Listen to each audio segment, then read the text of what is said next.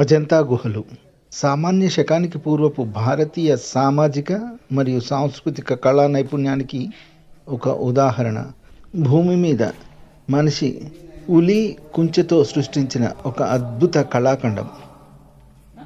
చరిత్రకారుడు మరియు social media influencer అయిన డిస్కవరీ మ్యాన్ రెడ్డి రత్నాకర్ రెడ్డి గారు మరియు వారి టీం మెంబర్స్ జితేందర్, మహేందర్, వినయ్, శ్రీకాంత్, నవీన్లు వీరితో కలిసి 13 మార్చ్ 2026 నాడు యునెస్కో గుర్తింపు పొందిన మహారాష్ట్రలోని ఔరంగాబాద్కి దగ్గరలో గల అజంతా ఎల్లోరా కేవ్స్ చూడడానికి చెర్లపల్లి రైల్వే స్టేషన్ నుండి నర్సాపూర్ టు నాగర్సోల్ ట్రైన్లో బయలుదేరాం.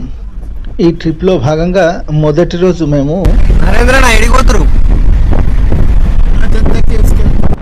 ఛత్రపతి సంభాజీ నగర్ నుంచి దాదాపు 110 కిలోమీటర్ల దూరంలో గల ఈ గుహలు వెస్టర్న్ ఘాట్స్లోని సహ్యాద్రి రేంజ్లో వాఘోరా నది ఒడ్డున కొండ ఏటవాళ్ళు ప్రాంతానికి చిన్నవి పెద్దవి అన్నీ కలిపి దాదాపు 29 గుహలు చెక్కారు. ఈ అజంతా గుహలన్నీ కూడా బౌద్ధానికి అంకితం చేయబడినవే. మేము ఛత్రపతి సంభాజీనగర్ నుండి ప్రైవేట్ వెహికల్లో అజంతా కేవ్స్ దగ్గరికి వచ్చాము. పార్కింగ్ ప్లేస్ నుండి మళ్ళీ దాదాపు 4 కిలోమీటర్ల దూరంలో మహారాష్ట్ర టూరిజం బస్లో ప్రయాణం చేయాల్సి ఉంటుంది.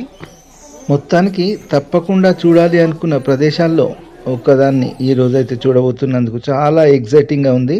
ఇంకొక ముఖ్యమైన విషయం, అజంతా గుహలకి ప్రతి సోమవారం హాలిడే ఉంటుంది. టూరిస్టులు నోట్ చేసుకోండి.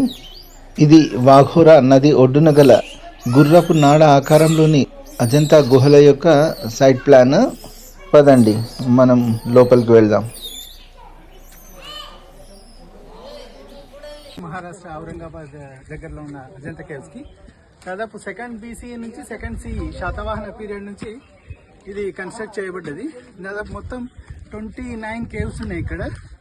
దాదాపు ఇక అక్కడ కొండల పైనుంచి అంతా కనిపిస్తుంది కదా రేలింగ్, ఇదంతా గుర్రపు నాడ షేప్ లో ఇక్కడ కేవ్స్ ఉన్నాయి.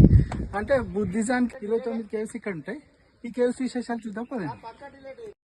2nd BCE నుండి 2nd CE వరకు శాతవాహనులు, 4th CE నుండి 6th CE వరకు వకాటక రాజులచే ఇలా 2 దశలుగా చెక్కబడిన ఈ అజంతా గుహల సిరీస్లో ఇది మొదటి వీడియో.